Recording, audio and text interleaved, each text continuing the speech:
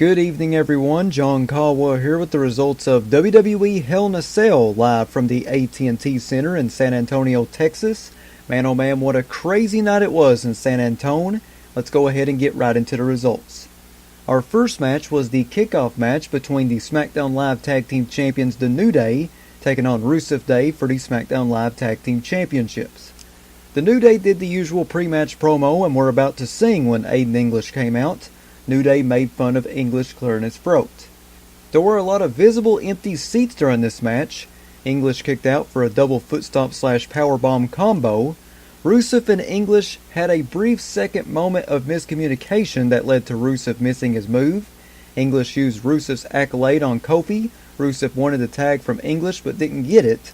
Kofi pinned English with the Trouble in Paradise for the New Day to retain the SmackDown Live Tag Team Championships. And to start off the main card of the show, we had Jeff Hardy take on Randy Orton inside a Hell in a Cell match. Hardy wasted no time and went right after Randy Orton when the bell rang. The two threw each other into the cage early in the match. Hardy pulled out weapons including a table and a ladder. Orton brought a steel chair into play and used it on Hardy. Orton took Hardy's belt and whipped Hardy repeatedly with it. After being unable to put away Hardy, Orton pulled out a box of tools and grabbed a screwdriver. Orton put the screwdriver in Hardy's ear hole and twisted it until Hardy fought out of it with a low blow. I gotta say, watching Orton take that screwdriver and put it in Hardy's ear and just twist it, man, that made me cringe. Oh my god, that was so hard to watch. Hardy used his belt on Orton's back and Orton's back started bleeding. Hardy did a swanton to Orton through a chair, but Orton kicked out. Hardy put Orton on a table and climbed the ladder.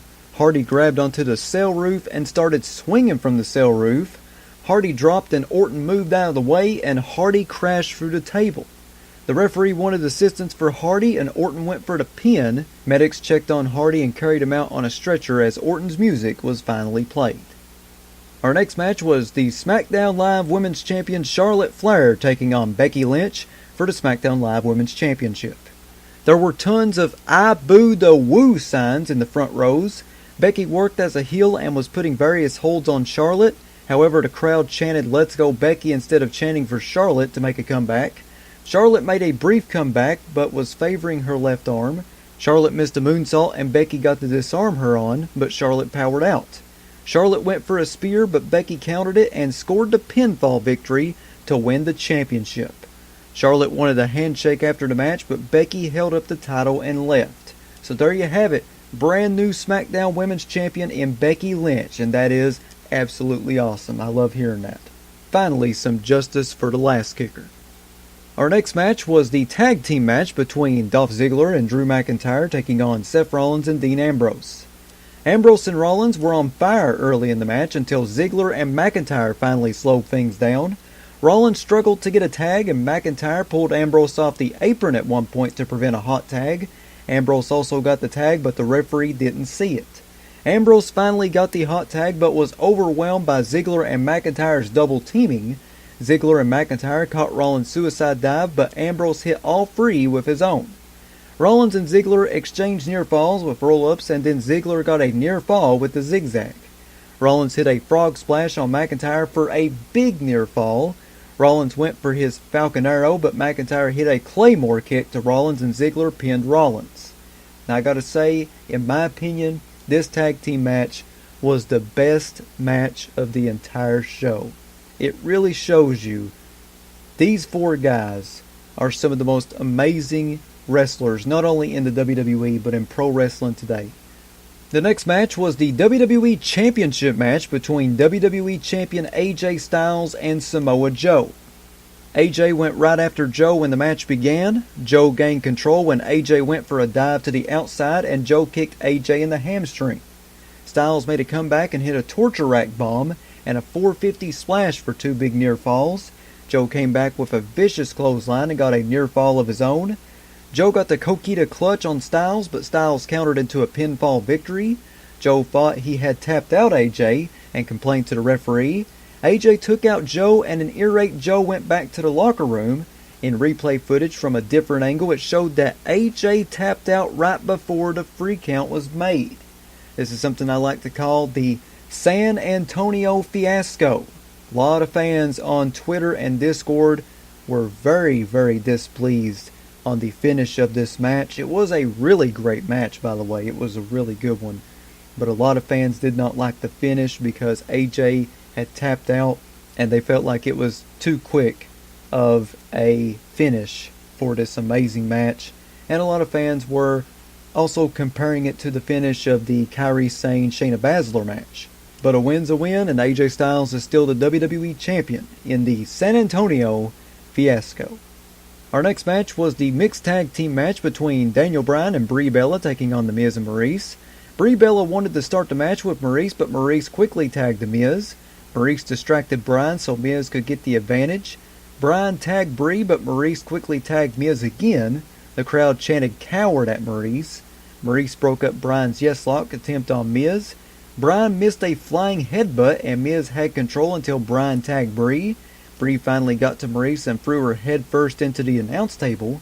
Brie had Maurice beat when Miz broke up the pinfall. Bryan got back in the ring and Bryan and Brie hit dueling yes kicks. Maurice countered Brie's roll-up to score the pinfall victory for Miz and Maurice. Our next match was for the Raw Women's Championship between Raw Women's Champion Rowdy Ronda Rousey and Alexa Bliss. Alexa kicked Ronda in the ribs early in the match, which just made Ronda angry. Alicia Fox provided a distraction, but it did little to help Alexa. Mickie pulled Alexa to the outside of the ring. Alexa finally got control when Ronda started selling her ribs. The crowd chanted for Ronda to make her comeback. Alexa used the ring post to work over Ronda's ribs, and Mickie and Alicia interfered again. Natalya helped even the odds. Ronda made her comeback and tapped out Alexa with the armbar immediately. So there you go, Rowdy Ronda Rousey is still the Raw Women's Champion. And in our main event of WWE Hell in a Cell 2018, the Universal Championship Hell in a Cell match between the Universal Champion, the Big Dog, Roman Reigns, and the Monster Among Men, Mr. Monster in the Bank, Braun Strowman, with special guest referee Mick Foley. Mick Foley and Strowman were cheered for their entrances, and Reigns got a mixed reaction from the crowd. Strowman grabbed the title and held it up, which led to Reigns attacking Strowman to start the match. Reigns used a chair on Strowman and DDT'd Strowman onto the chair, but Strowman easily kicked out. In a botchamania moment, this one's for you, Matthew, Strowman hit a choke slam and Foley counted free while Reigns was kicking out. Strowman used the steel steps on Reigns to gain the advantage. Strowman told Reigns, "Why won't you stay down, you moron?" I tell you, I laughed so hard at that. Reigns kicked out of the running power slam. Reigns speared Strowman through the table, but Strowman kicked out. I gotta say, the table was not good during that time, Mick Foley. McIntyre and Ziggler tried to interfere, but Rollins and Ambrose made the save. The two teams ended up on top of the cell. Rollins and Ziggler fought on the side of the cage, and both fell through the table. After the cell spot with Rollins and Ziggler, Brock Lesnar and Paul Heyman appeared. Heyman used some kind of spray on Foley, though it was pepper spray. Lesnar destroyed both guys, and the referee was called off due to Lesnar's attack. So, that match ended in a draw. I gotta say, this was a really great pay-per-view. This is one of the best WWE pay-per-views I have seen in months. Though I will say, it wasn't a perfect pay-per-view. It did receive some backlash through fans on Twitter and Discord. A lot of fans did not like the color of the cell being red. A lot of fans thought that it was hard to see through the cell during the panned out camera angle. There was also a lot of fans that were upset over the finish of the Styles-Joe match. They also thought the mixed tag match was boring, and that the Bliss-Rousey match was okay. And there's really a mixed bag of fans that like Brock Lesnar returning and hate Brock Lesnar returning, but it is pretty much even online, the reaction to the finish. A lot of fans did not like the finish to that Hell in a Cell match being a draw. They wanted either Braun Strowman to win that match where he cashed in his Money in the Bank, or Roman Reigns to retain. Instead, we got a draw, and a lot of fans are very upset about that online. But again, I thought it was a really good pay-per-view. My favorite matches of the night, I definitely thought the best match of the night was the tag team match between Rollins and Ambrose taking on Ziggler and McIntyre. That was the best match of the night to me. The second best match of the night was the Hell in a Cell match. I absolutely loved that too. and I love the Orton-Hardy match in the beginning as well. There was also another piece of criticism from fans tonight. They felt as though the feud between Styles and Joe was so big that it should have been a Hell in a Cell match, so there's a lot of backlash for that too.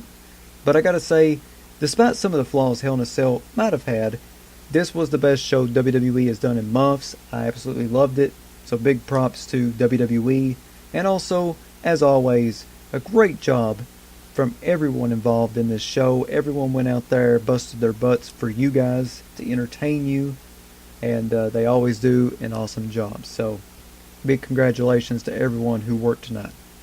That's the results of Hell in a Cell. I will see you here tomorrow with another great edition of Jamin John's Wrestling News. Until then, this is Jamin John saying thanks, goodbye, I'll see you tomorrow. Have a great night, everybody.